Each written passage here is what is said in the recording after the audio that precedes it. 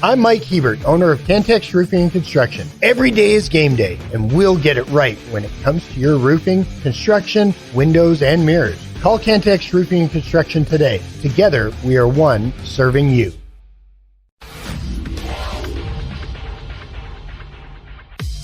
It's every Red Raiders favorite podcast. This is the Tech Talk Podcast from Double T 97.3, presented by Cantex Roofing and Construction. Hi, how are you? Good afternoon. It's Tech Talk on Double T 97.3 and Double T 97.3.com with Gus and Clint. I'm Aaron. We're joining you today until 6:30. We'll have Monday Night Football coming on at that time. Eagles at the Chiefs. Fairly notable game there. A little Super Bowl rematch. A little bit. It's a kind of a highlight game for the Monday night slate, I would think. Kind of a newsy weekend there that we're coming off of. Not all of it good news, like the result yesterday at the John Walker Soccer Complex. And really, that was kind of the only bump in my weekend road. I had a great weekend. That was a blast. You? The Red Raiders, I mean, it was good. It helped on Saturday that they won. Oh, no doubt about that. We had the news yesterday about Tyler Shough entering the transfer portal, which I don't think I certainly didn't see that coming. I guess I had just kind of put out of my head that potentially he could have another year of eligibility. Yeah. With the medical red shirt or whatever. But he's coming back for year 7, but it will be somewhere else. We'd love to hear your thoughts and comments on the Yates Flooring Center chat line. You can weigh in at Double T 97.3.com or through the Double T 97.3 mobile app presented by Happy State Bank. You want to start with the game in Lubbock at Jones Stadium? Would you rather talk about the Sunflower Showdown first? Well, those are probably the two best. Those were the two best. I didn't realize it's been 15 years. I really didn't either. I have. Totally did not. I was, You found that out last August when you started becoming a KU football fan? Like, how many of these in a row have those guys won? I'm just kidding. Sorry. In basketball, we beat them all the time. I thought we started off, this week on friendly terms. I haven't done anything, just pleasantry so far. Hi, how are you? And just coming up with low blows. I feel for you because that's one of those games where if you have Jason Bean, let alone Jalen Daniels. Uh-huh. Yeah. Or if you don't muff a punt at the 50-yard line. I wasn't going to get into that. Or if Cole Ballard doesn't just blank his pants and triple, quadruple coverage, I should probably throw into that. That'll probably be a good idea. Isn't it tough when, you do the backup quarterback thing and that sort of stuff, and then and what's not happening is you maybe, even if you do kind of play well, you can't create much margin for error, and then you do drop a punt, and it's like, dang, of all the things we couldn't do right there, it's that one, But I mean, those two games were the two most competitive games in the Big 12 this weekend, I thought, or ours and theirs. It was a Tech Talk day. It was Tech Talk day in the Big 12. Sorry, the result didn't go that way, but just the most compelling product on the television. I mean, Oklahoma BYU was surprisingly competitive. It was. I was over there watching Smash Mouth, and they had that great big screen over there. You kind of go from here to Smash Mouth over there to the screen. And I was way more Smash Mouth than OU BYU, but I was able to monitor that score down the stretch. And even though it felt more lopsided than a 10-point margin, Texas and Iowa State was only a 10-point margin, Yeah, I know. I was thinking about that too. The fact that felt a lot different than it was. We get these thoughts in the Yates Flooring Center chat line. Good luck to Tyler. He sees the writing on the wall. It's time to move on. Paolo says, where do you guys see Shough finding a new place to play football? Yeah, I would think. I mean, he's maybe Ole Miss. They seem to collect quarterbacks. Yeah. Coach McGuire talked about him in his media session today, and just that he sort of talked about them arriving at that decision, but how Coach McGuire, obviously very fond of him. That's why it kind of irks me. The head coach is really hey, great kid, wish him well, and we got fans just out there just bottom feeder stuff. Not not saying they're all bottom feeders, but to me, that's a bottom feeder comment. Like, really, dogging on that kid. But anyway, I would think that he still remains very intent on getting a crack at the NFL, so he's wanting to put his best foot forward. So I would think he's not doing the Spencer Sanders and just going to ride out some backup time on somebody's bench. Like he probably needs to choose very carefully where he goes because he wants to be able to put some things on film. Well, and I would guess too that on a kind of a human level, I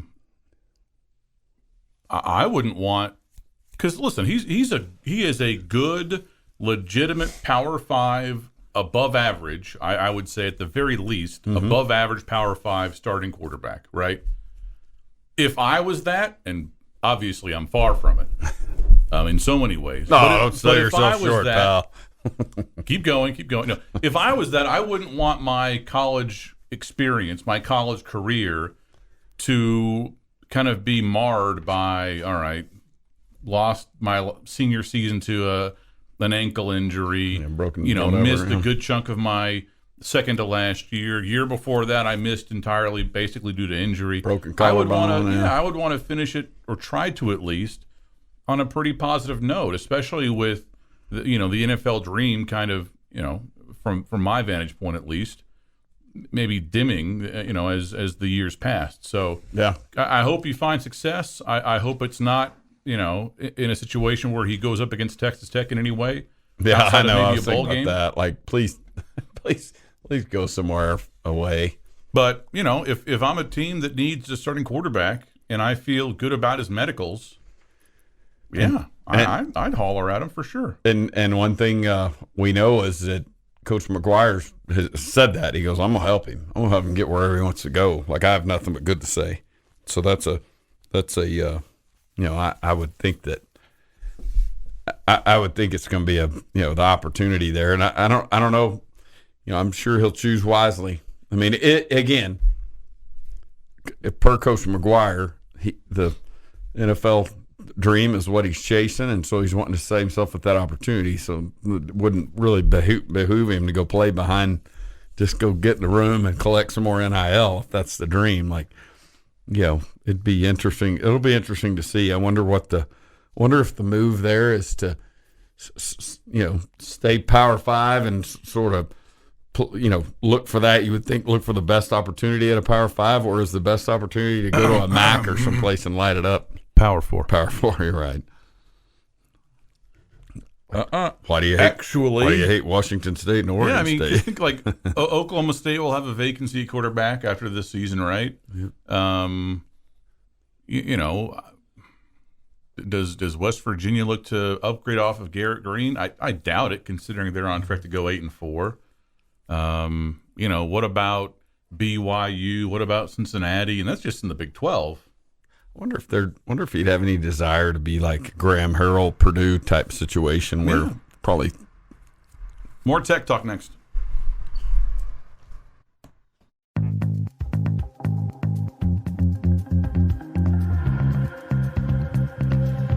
The podcast that finishes your workday in a very Red Raider way.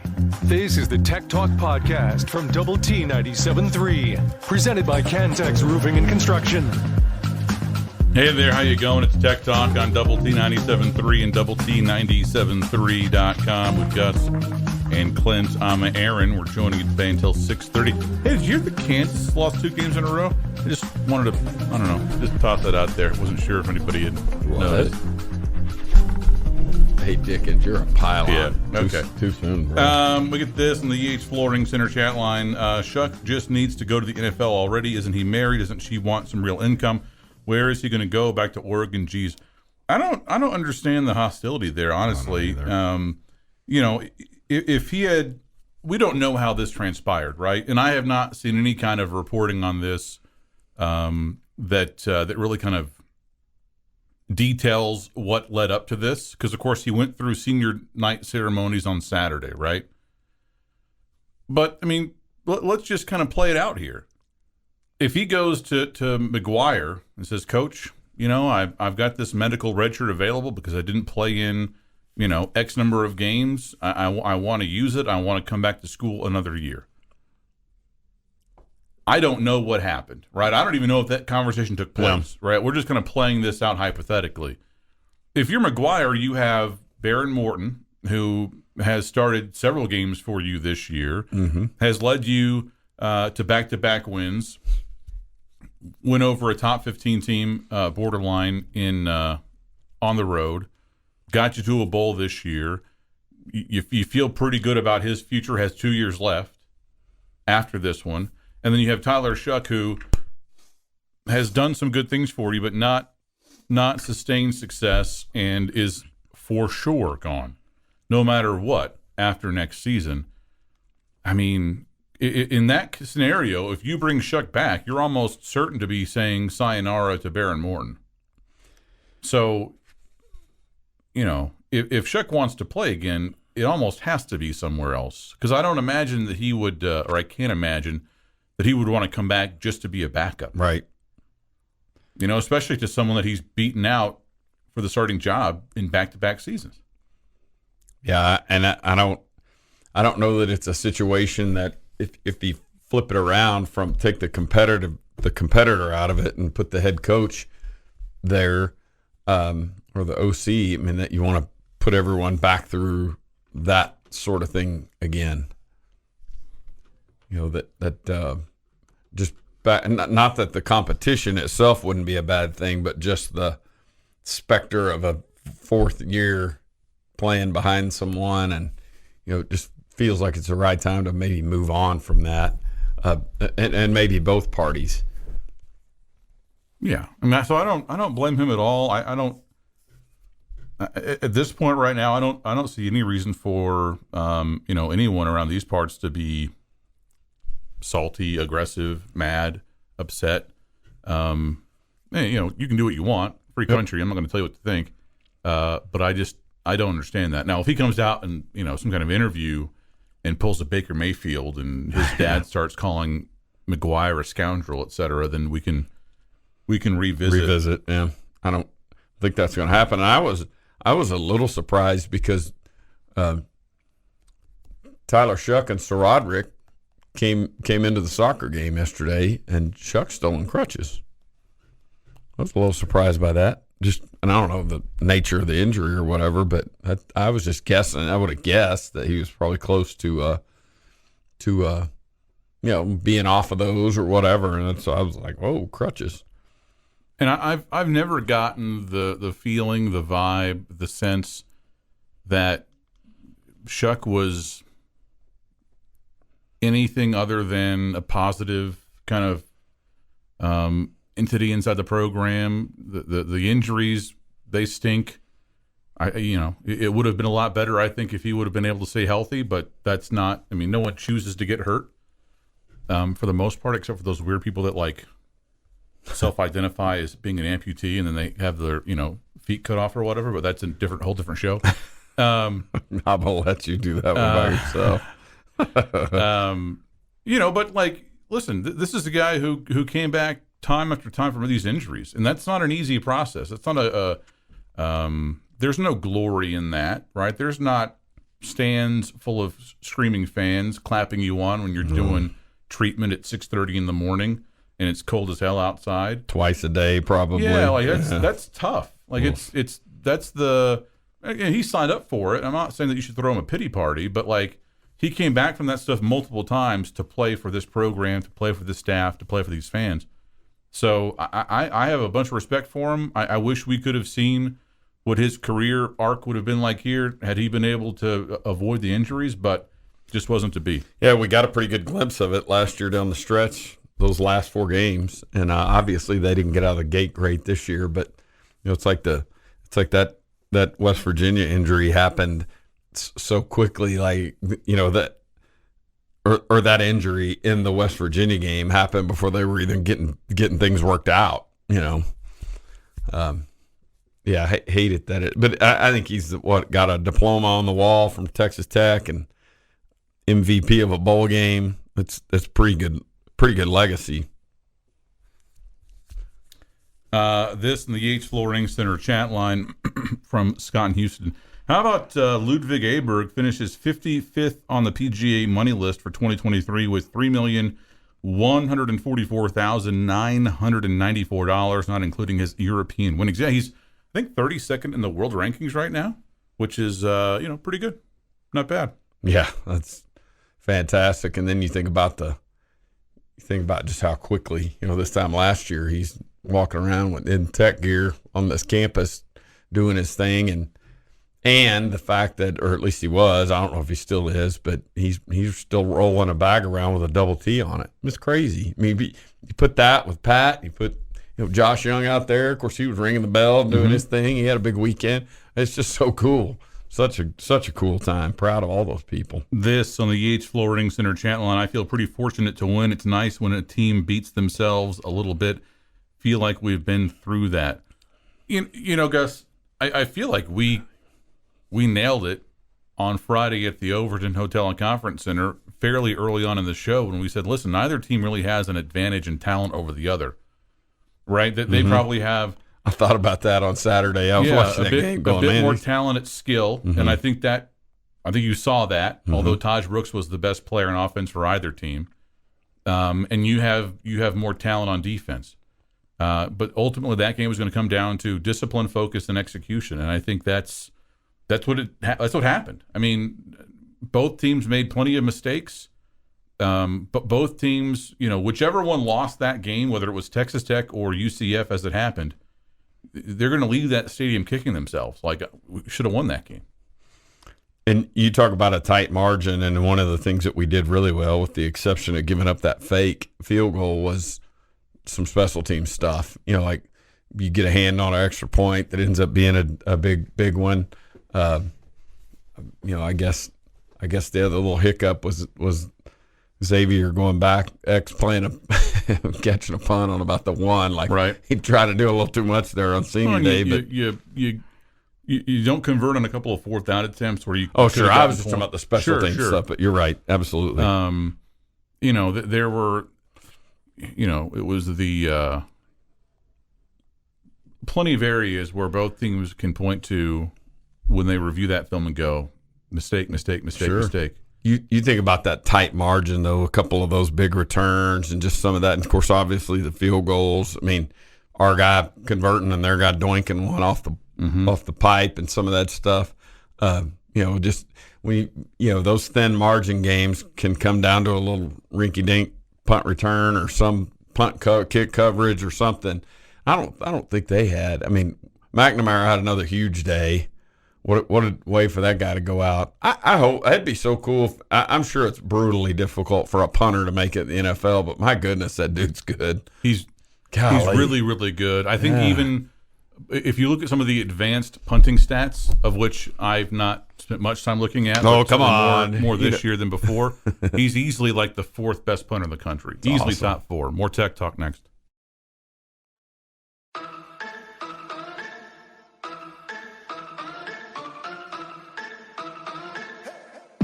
The podcast that finishes your workday in a very Red Raider way. This is the Tech Talk Podcast from Double T 97.3, presented by Cantex Roofing and Construction.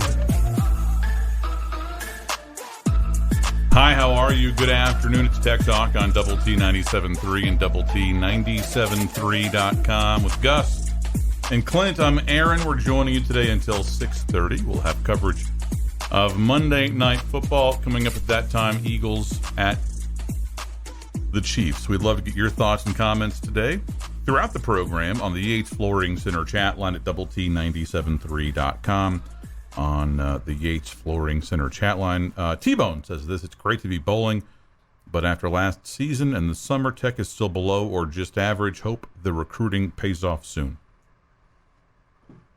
Yeah, I don't think the totality of the season is some raging success. I mean, there's plenty of disappointments, especially early, but so I don't think you're going to hear them rejoicing about it and giving themselves A+ grades or anything like that. But I think at this point in time, the one accomplishment that stands above all the rest or the thing that we can cling to. There's probably two things to cling to, but the accomplishment that we can cling to is 2 straight winning records in Big 12 play. Hadn't been done around here. One hadn't been done here since 2009, and they did that last year. Now we're sitting on 2 in a row. And I loved what has come out since the game the other day. I know Coach McGuire said it, but I think he said it was something that he talked about with the team the very first time he met them. This needs to be the floor.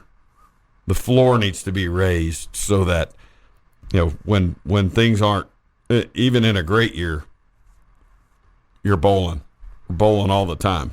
So that there's the accomplishment, and there's the thing to hang our hat on. The other less or maybe more tangible side of this is the idea that there's 10 more practices, and it's one step closer to 2024 and the growth of the program. And he did say today, and AD, you may know this. This may be walking around knowledge for you. He talked about 11. They're anticipating 11 signees. Early enrollees. Yeah. I'm sorry. Yeah, and he even discussed the idea that depending on what bowl game we go to, if it's a December 16th bowl, maybe less so. But if it's like a December 26th bowl, a little bit later, they can practice. Yeah, like the young guy, Micah Hudson, and those guys. And he didn't name him by name, but I'm just throwing that out there as he'll be enrolling early. Yeah, the group. Yeah, they have to finish their school year and some of the attendance things that go along with that for their high schools. But these are all kids that are leaving December. But I wouldn't have even dreamed that was a possibility. I would have thought it was like, nope, January 10th on the first day of class or whatever. But those guys can not only get here in December, they can participate at whatever level, which is, again, there's the practical side of what's good about getting the 6th win and setting your sights ahead to 2024. 6-6, if it ends that way, I mean, it's a different conversation entirely if you manage to win on Friday, but you're a 2-touchdown underdog at least, and it feels like more.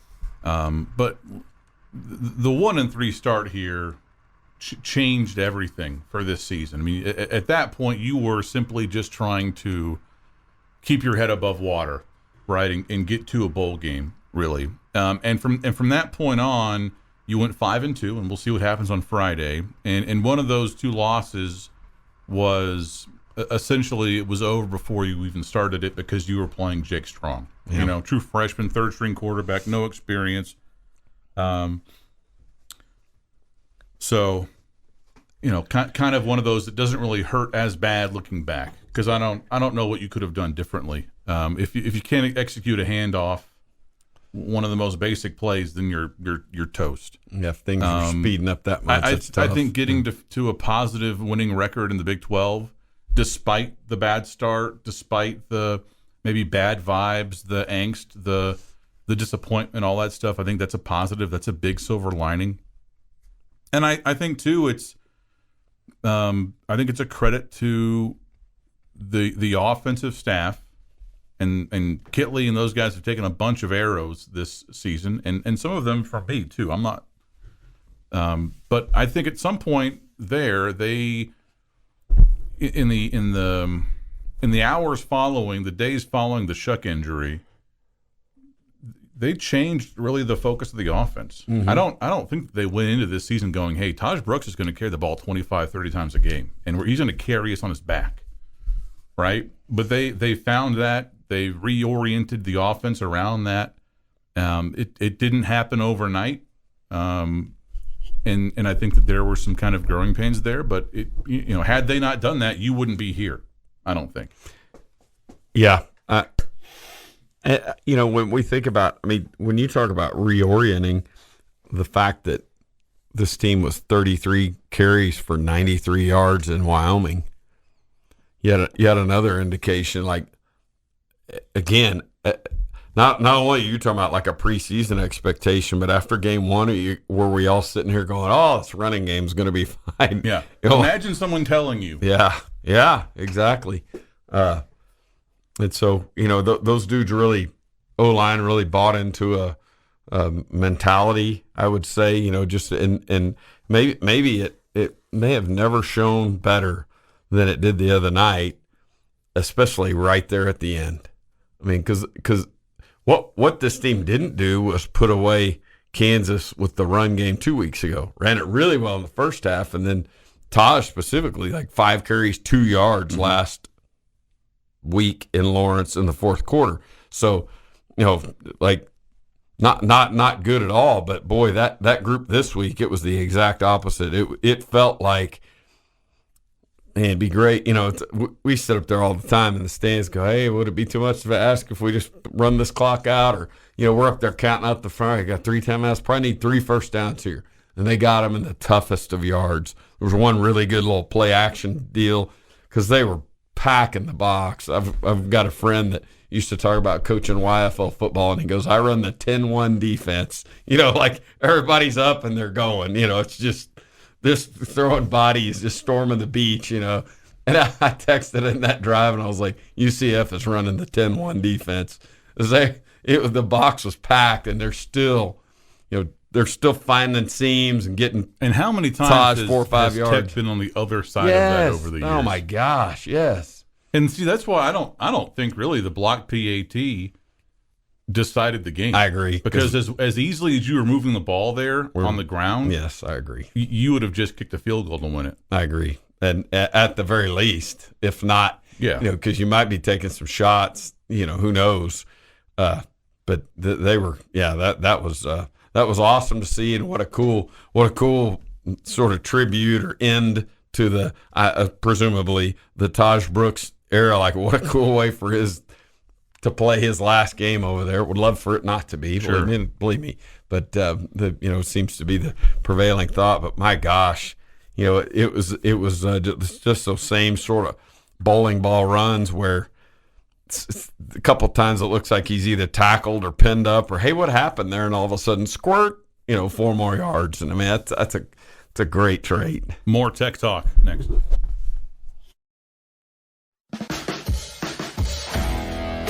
The podcast put together with Red Raider fans in mind. This is the Tech Talk Podcast from Double T 97.3, presented by Cantex Roofing and Construction.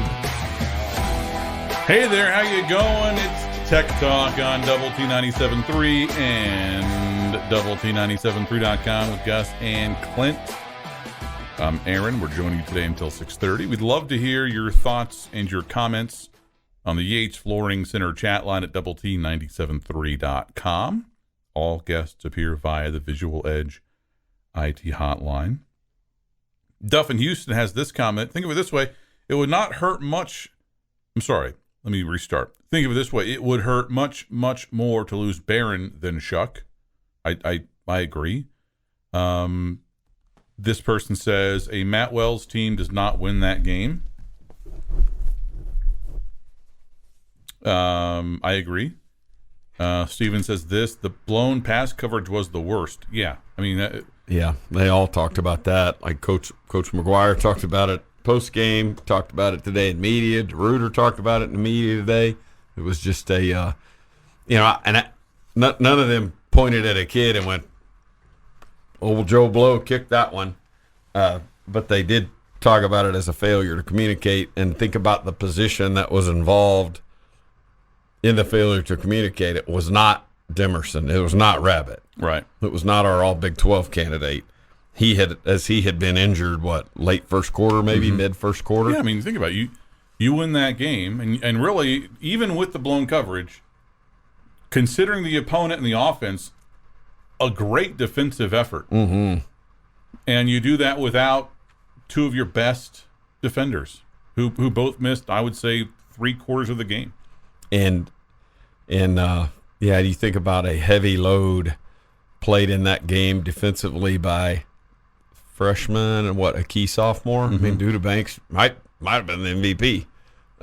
He talked about in the post game his how much Jalen Hutchings means to him and has meant to him, and how it had to get done for him. Like that, they had to get that done because obviously he left the game injured, and Yeah, it was not good when Rabbit and Hutch are both going out. You're like, man, that's a lot of juice right there. I mean, that's a lot of experience, and however you want to view it. And Bradford down on a knee, and like, my gosh, please don't be hurt. And it sounds like they got a decent medical report.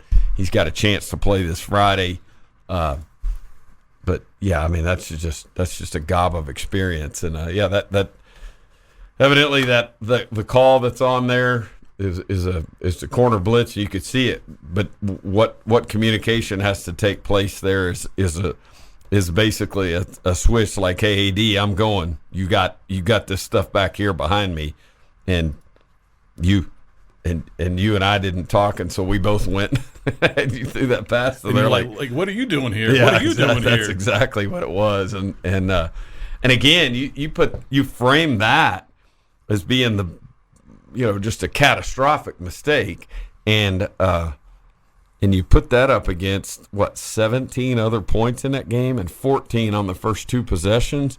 You talk about a defense settling down, and kind of reminded me of the Houston game. Yeah, that's good. That's a great point. And because Plumlee's like dang good, man. Like, good athlete, tough kid.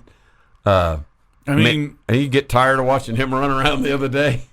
God, is he not the?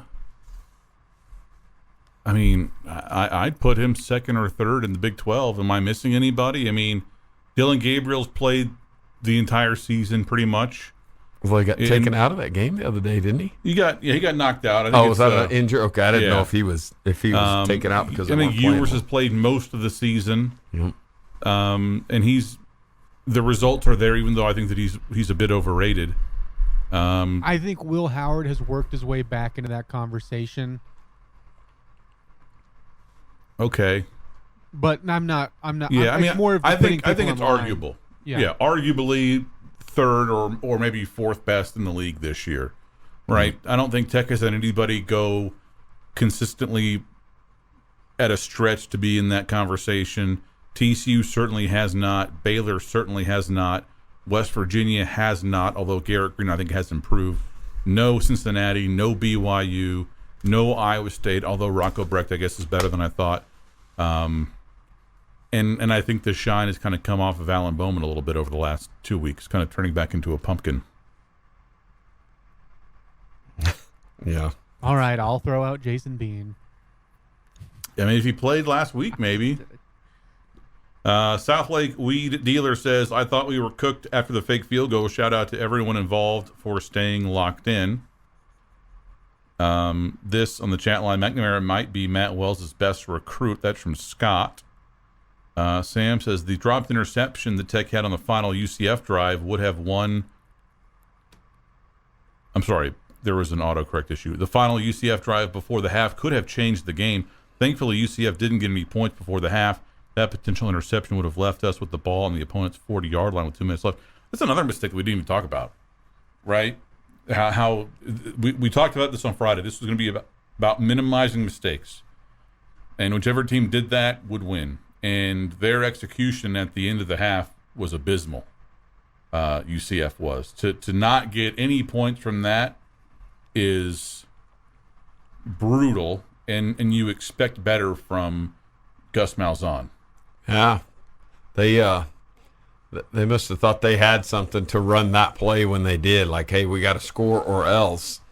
And they ran it. We stopped it, and the clock ran out. I mean, it's just it's the kind of play that if the entire field is open to you, if you've got a timeout, without a timeout, you'd think it's going to be something that's headed toward the edge and in Plumlee's hands, and so that he has the ability to throw it away, run out of bounds, make a play, whatever. And you got an option there. But by that little Utah pass, or whatever, that's an old term, but the little shovel pass, I mean, that's between the tackles, man. And they must have really felt they had something there to run that, knowing, hey, this is either a touchdown or we may be screwed. And didn't work. And as you're saying, boy, that ended up being a big deal. And I'm not sure that it would have mattered anyways, but even as he got brought down, it felt like it took UCF's offense like 3 seconds, which is a killer, for everyone to realize, oh, yeah, we need to run up on the ball. Yep. And yeah, I agree. I saw their action, and I was thinking, did they have a timeout left? Because in my head I thought, well, maybe I misread something, and like my impulse is, I didn't see something right there. I missed something, and then it's like, nope. You can see the ref like, we're out, boys.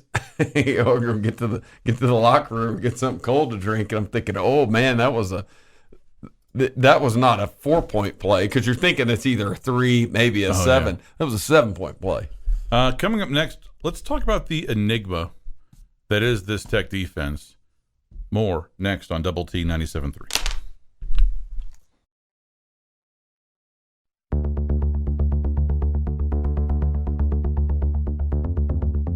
Podcast put together with Red Raider fans in mind. This is the Tech Talk Podcast from Double T 97.3, presented by Cantex Roofing and Construction. Hi, how are you? Good afternoon. It's Tech Talk on Double T 97.3 and Double T 97.3.com with Gus and with Clint. I'm Aaron. We're joining you today until 6:30. We'd love to hear your thoughts and comments on the Yates Flooring Center chat line at doublet97.3.com. All guests appear via the Visual Edge IT hotline. Texas Tech right now boasts the 6th best scoring defense in the conference.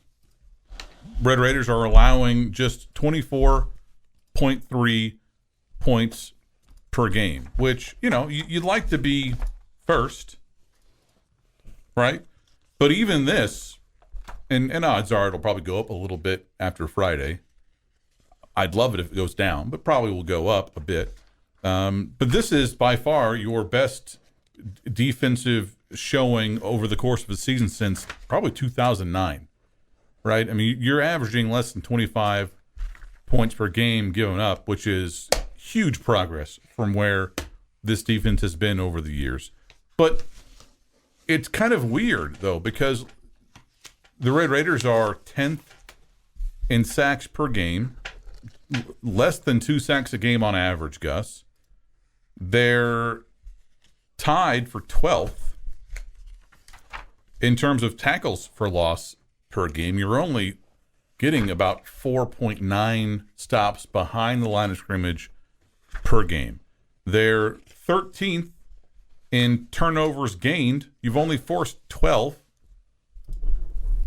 You're 11th in opposing or your opponent third down conversion percentage.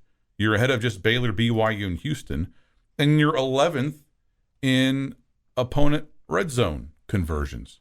Wow. That last one was, I was expecting the entire time as you're rattling these numbers off, I'm thinking, all right, there's going to be a really good red zone number in here. Yeah. And I mean, you've allowed 40 red zone trips, which is tied for 8th, which is not great.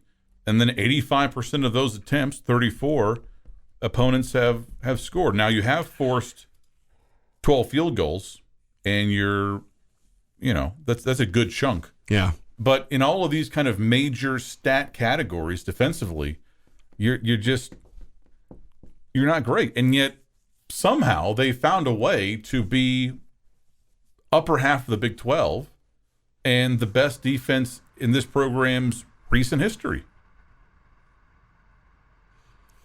It does feel like we live close to the edge, doesn't it? I mean, yeah, that's a good way to put it. Yeah, and Coach McGuire said something today. I'm trying to remember the context in which he said it, but he spoke about the best thing we can do to elevate it may have been when he talked about just some of the self-examination that they're going to participate in as the season winds down, or some of the questions that he's asked, and kind of the postmortem. Yeah, maybe some things he's posed to trainers, strength coaches, nutrition, that sort of thing, and probably maybe the coaches as well once they get through this game this weekend. But just what can we do better? What are we not doing as well as we should? That sort of thing. How do we need to push this? But he was just talking about somewhere in there he made the comment about just, we got to keep recruiting and developing and all that. Like it's we got to keep getting better players here and keep elevating this thing. Oh, I know what it was. He was talking about how the injuries decimated our ability to be competitive at certain times through the years.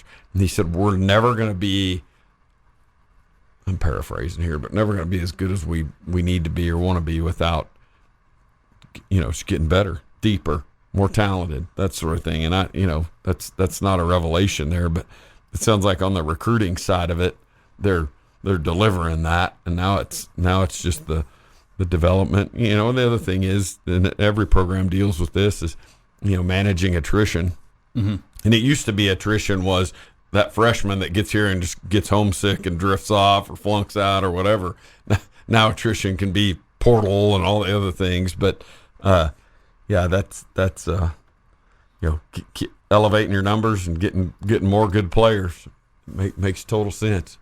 We get this in the Yates Flooring Center chat line. I hate to be negative, but Shreveport is an armpit, and the stadium is not nice. I don't care. Yeah, I don't. I mean, yeah. I don't disagree. I've never been to Shreveport. I'm sure that it's not as bad as people say it is, much like, Lubbock is not as bad as people say that it is. Yeah. But bowl practices, bowl street. I mean, you've gone to 3 straight bowl games, right? And you've got a good chance, I would think, again, if you're focused, prepared, and disciplined, to win 3 straight bowl games. And I think, and that means 3 straight seasons with a winning record, which I think is important. Not because 7-6 is the ultimate goal, but just that's a streak that you just want to keep going. Mm-hmm. Right? By hook or by crook. You bet. And you had a streak like that for a long time, and you snapped it in 2011, and it took you a long time to get back to this point from there. In the chat. And I would say the only thing I was just add about the Independence Bowl, and I'm disregarding what the texts are saying, that's fine. It's a valid opinion. Hopefully we would fill that place up with Dallas fans that drive over for the night and drive back if it's that big of an armpit, whatever. But that's a Power 5, that's a Pac-12 versus Big 12, at least as it's future conference match. I know, as it's drawn up. So would be interesting when you put it on the heels of, you're talking about these 3 bowl games, put it on the heels of a couple wins over 2 SEC teams. Yeah, I'm thrilled that we're talking about bowl destinations as a certainty now, right? And it's not dependent on what happens on Friday. It's not like one of the other bowl options could be that Fort Worth Bowl.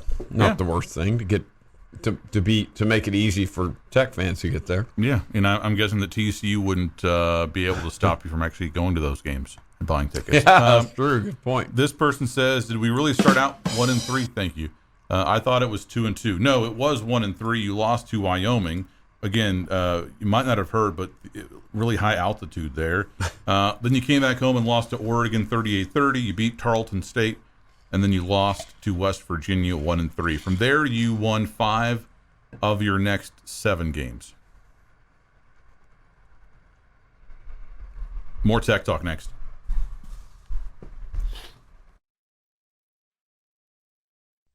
The podcast put together with Red Raider fans in mind. This is the Tech Talk Podcast from Double T 97.3, presented by Cantex Roofing and Construction. Hello there, how you going? It's Tech Talk on Double T 97.3 and Double T 97.3.com with Dr. Mike Gustafson and Clint Scott. I'm Aaron Dickens. We're joining you today until 6:30. Would love to hear your thoughts and comments on the Yates Flooring Center chat line at Double T 97.3.com. I'll get this on the chat line from Duff in Houston. If Shough hadn't gotten hurt, I'm not sure this offensive renaissance would have happened. It took that and pretty vigorous backlash before Kitley realized he had an All-American running back on his roster. I don't know that the backlash had much to do with it. You know, it seems loud out here. I don't think those dudes are participating in the bulletin boards and the talk shows. I mean, I think that there is a conversation to be had at some point about, why the disconnect between the optimism of the offseason, specifically about the offense, and what we saw from it in Laramie early, and early on against Wyoming, because not very inspiring. That's a conversation we can absolutely have. I think it's a fair conversation. On the other hand, I think too, when you have that conversation, I think there's some implicit criticism of, Kitley, the offense stat, McGuire himself. In that, I think the reverse is also true. Like, you have to also give them credit for, changing course midseason, which is never easy to do, and kind of refocusing the offense. Because, again, like we said at the beginning of the show, and we've said this before, I don't think anybody was planning in the offices in like May and June, like, okay, Taj Brooks going to lead the Big 12 in carries. Yeah. And Kitley said today in media, he said that the way, I don't remember exactly, but it had to do with the idea that it's not what we are now is not what we envisioned coming into the year. And, it'd be internally, how much of that gets external, how truthful, because what they're probably not going to do is go, oh, that Aaron Dickens was a complete failure as a player. True. It's true. That's true. Mike Gustafson was a colossal disappointment. Total pylon. Also true. But yeah, exactly. But the Clint was a great collegiate hitter. More Clint, less Aaron. Yeah. I think but Clint goes down as a great collegiate hitter. That a little slow on that, but okay. The external, so we had to wake him up. The external side of that, I don't know how much it will get because this staff doesn't seem to be the ones that are going to sit around and bash players or whatever. Maybe the portal will tell us some things, like maybe some dudes that are processed or whatever that were prominent names early on that aren't prominent now. Maybe there's some information to be learned, but who knows? It's where the. Because we haven't seen an overhaul. What we have seen is more Coy Aiken. I mean, we can say that. Like as the years are gone along, he's become more and more prominent. Remember, he was injured early, like missed all of camp. And we are in a situation where that receiver room just hadn't put up big numbers. I mean, there hadn't been one person in that room that's put up big numbers. Don't know what that means, but this in the Yates Flooring Center chat line. I had someone behind us yelling for Tech to kick a field goal at the end of the game. Made me wonder what the point spread and the over-under was of the game. That's the only reason I could think of to want us to go after more points instead of running up the clock. I mean, you didn't learn anything from Miami's mistake. The spread was about 2.5 points. I think. At least that's what it was on Friday, and I can't imagine it would have jumped toward Tech on Saturday. So a field goal would have covered the spread. I don't know what the over-under was. It was right at 60. Like I think it was 59.5. Okay, so I don't think a field goal would have. Yeah. Well, if it's 59.5, wasn't it 24-23? Oh, okay, yeah, math, you're right. That might have been it. But yeah, on the other hand, if you're taking the overs, you're going, just grind this thing out. Yeah, and they did. This in the chat line, what's the word on the Rabbit and Hutchings injuries? He had talked about today Rabbit being, let me see if I wrote that one down, very much day-to-day. Like questionable, I think was his word. Linton, hopeful.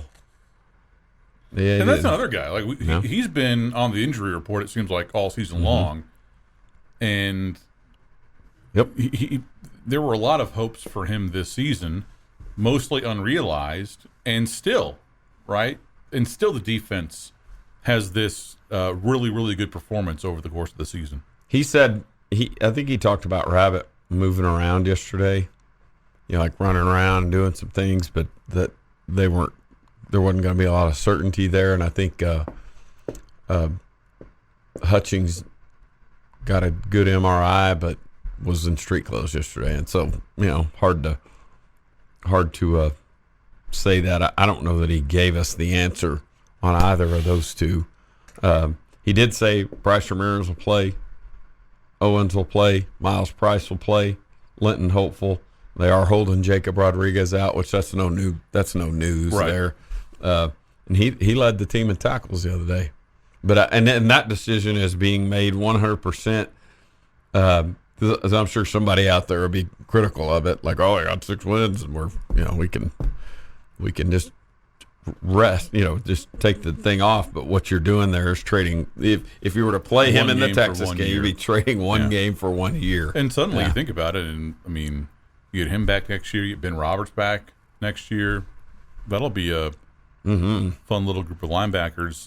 This is in the chat line from Christo. Had a lot of fun in Section 102 on Saturday watching Tech beat UCF. Took a college roommate of mine who hadn't been to a game in 8 years. Had a blast this weekend. Guns up, let's go beat Texas and wreck the tournament in the Bahamas. Love that, Christo.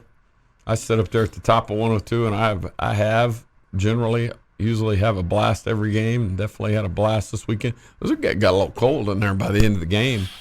It was. I was glad I was all layered up, but yeah, those are I don't say they're a whole lot more fun, but they're certainly more fun when your team wins. Wiki. You got Let's that get right. it on. We got that right. I had a blast at all the baseball reunion stuff. Speaking of wiki. Taj Brooks have another year of eligibility? Yes is the answer to that, but I don't think there's a sense that he's going to be here. He's got a COVID year available. Mm-hmm. Yeah. This in the chat line, I'm damn proud of our soccer team. Amazing accomplishment. Fell short, but hell of a season. I really have plenty to say about that because I went to the game and just you and I spent a lot of time on it. I figured that whether we have that conversation tomorrow or whatever, probably. I'm fine with it. Sure. But yeah, I'm monster proud of that team and had a blast watching them. And whether that was the 5 or 6 games I saw in person or you and me watching the BYU game and the Iowa State game and the Texas game, texting back and forth or whatever, that ended up being a heck of a fun deal. It was we can talk more about that later, but I join you, Texter. That was a heck of a fun thing to have going on this fall. Somebody asks, will Taj be a success in the NFL even when it looks like he's going to get tackled for a loss? He still picks up yards. I'm so fascinated by that. I'd love to see him here next year through the magic of NIL and whatever else, if there was a way to make that work. But I'm worried about the